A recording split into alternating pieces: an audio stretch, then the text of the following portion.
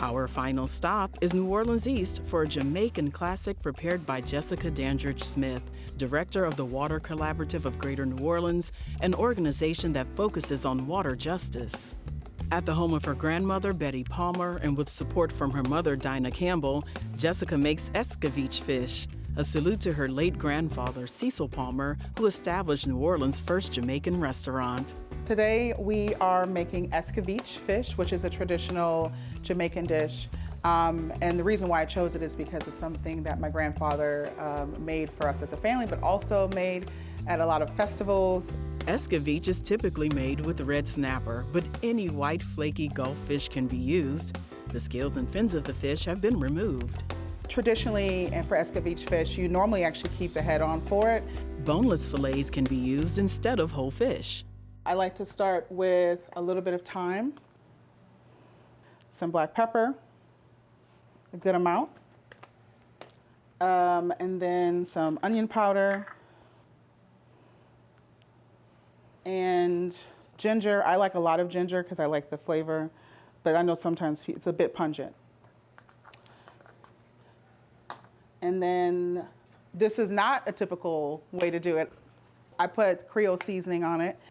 And then a little bit of salt to taste.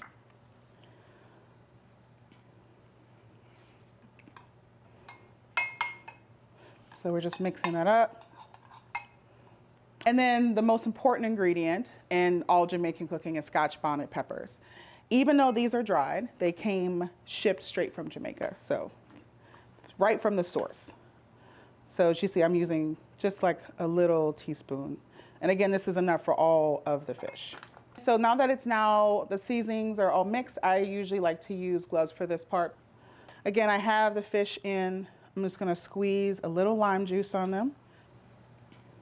And then I put a little bit of oil. This is, again, just to stick it. They're gonna fry in the pan. So the oil that I'm using for the fish is avocado oil, and the reasoning is it has a high smoke point. All right, and I just sprinkle it on there with the oil and the lime juice.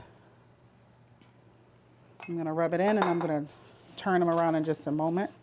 And I also, when I did the fish, I cut a little slices in there so it gets in. You wanna put it in the cavity of the fish as well. All right, that looks beautiful. So we're gonna let these marinate for a little bit. You don't need to do too long, although you could do it overnight if you absolutely prefer. The other part of the dish is also going to be rice and peas, which is also a traditional side in Jamaica. But again, because we're living in Louisiana, it's not that easy to find peas. So you can always substitute red beans. It's a very common substitute. Had these boiling for about 20 minutes. It's kind of reduced down a little bit, but that's actually perfect because we're going to add our seasonings to the beans. And they're still a little tough, and that's okay, that's expected. So we're gonna put a little bit more water in here. And so I have some coconut milk here. I'm gonna open that up. You're gonna put about half a can. You don't need the full can to be in there. Traditionally, you wanna have a little bit of fresh thyme. So you just wanna have a small handful. This is, again, for flavoring the rice and the beans. And then a few stalks of green onion. Some folks also say spring onion. And then I'm gonna put 1 clove of garlic, just for the flavor.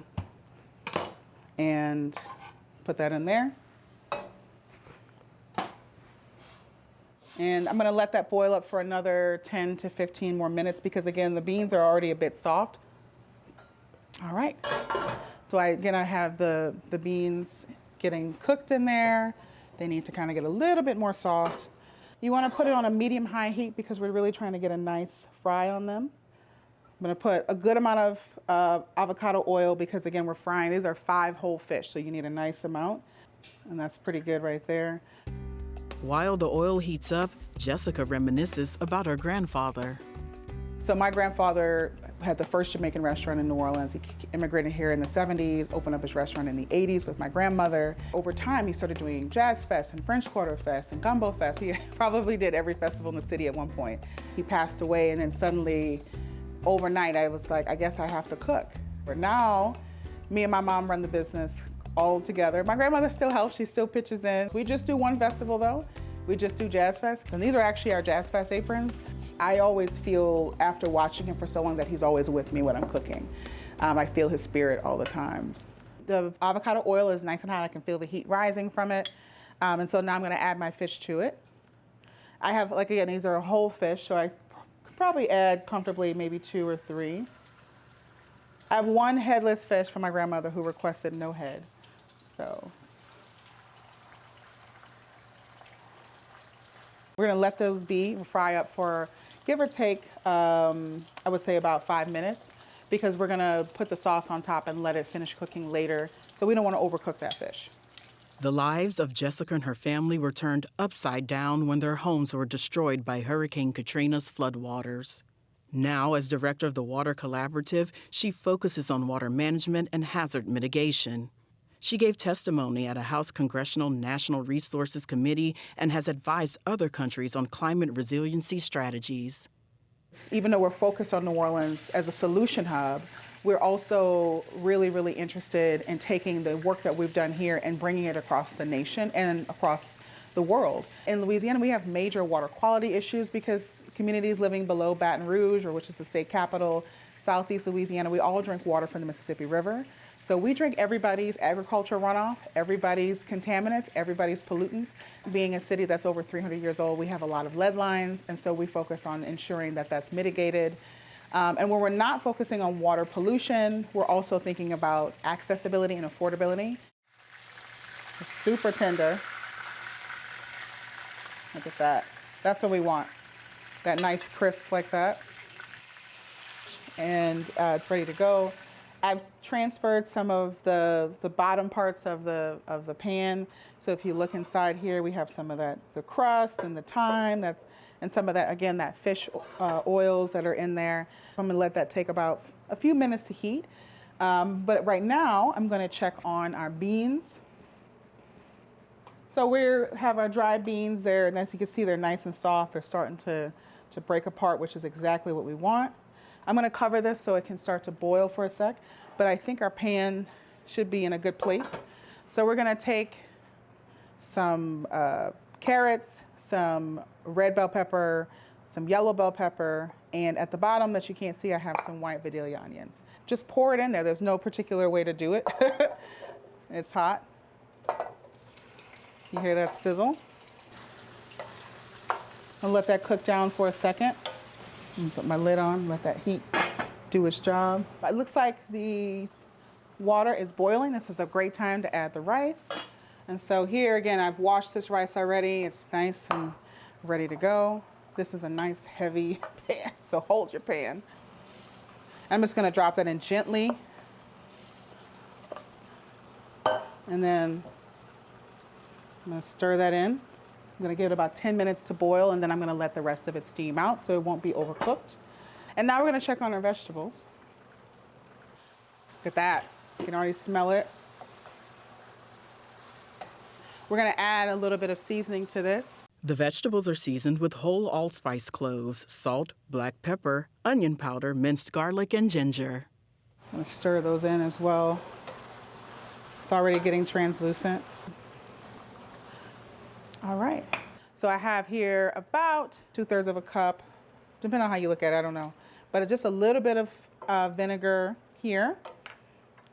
And then I have here some seafood bouillon. I really love the flavor of this and add it to it. It gives it a much richer flavor. I'm gonna actually put my fish back, so this is the really cool part here. Nice. I'm gonna rest it in between the sauce here. I'm gonna put it on top. Typically, you don't actually have to do this. I've seen some traditional folks that literally just take it, put it on top, and serve it as is. But I find that the fish really does really well when you put it back into the pot. And we're gonna do some cabbage, but it's not typical. Normally, they use green cabbage in Jamaica. It is a slightly different flavor than green cabbage, but if you don't feel comfortable using purple, you can always use the green. Also, I liked it because it's a smaller cabbage. Cabbage gets really big. So I use just 1 whole cup. That's enough water to steam it down. We have a full deck of items here. And then I have here some some butter, a little bit of that, put it in there. So now that our rice is done, I'm gonna remove it. And that way I have a little bit of cooking space here and take a look at it. I know the lid is hot. Look at that, it's beautiful, it's perfect. So we're on our last step. You don't need a whole bunch of oil for plantains. All right, so now that our pan is heating up, let's take a look at our fish and see how it's doing. Look at that, you can smell everything that went into it, the allspice, the Scotch bonnet. Can't wait to taste that. I just use my hands to drop in the plantains, although if you're one of those people that hate the heat, feel free to use spatula, but because plantains are basically a very soft banana, it might not make it through the tongs, you know? And when you're picking out a plantain, because it's more dense than a banana, you actually want it to be much softer and almost have like the way a banana looks like when it's too overdone, when you want to toss it out. In the case of a plantain, that's how you want it to look. Yeah, look at that nice crisp brown color here. So now that look how the color's getting a little bit more deep of a purple. I'm gonna let this cook down for about 5 to 10 more minutes, and then we're gonna plate. All right, look at that color. That looks great. Yeah, y'all ready to eat? Yes, we are. She said, yeah. Before serving, the Escovitch fish and side dishes are garnished with green onions. Tastes just like your grandfather's. Oh, well, that makes me feel good. That's a great compliment. Thank you, Granny. Louisiana Coastal Cooking, Saturdays at 9 a.m. and Sundays at 11 a.m. on WYES New Orleans. Check local listings for your public TV station. Learn more at WYES.org.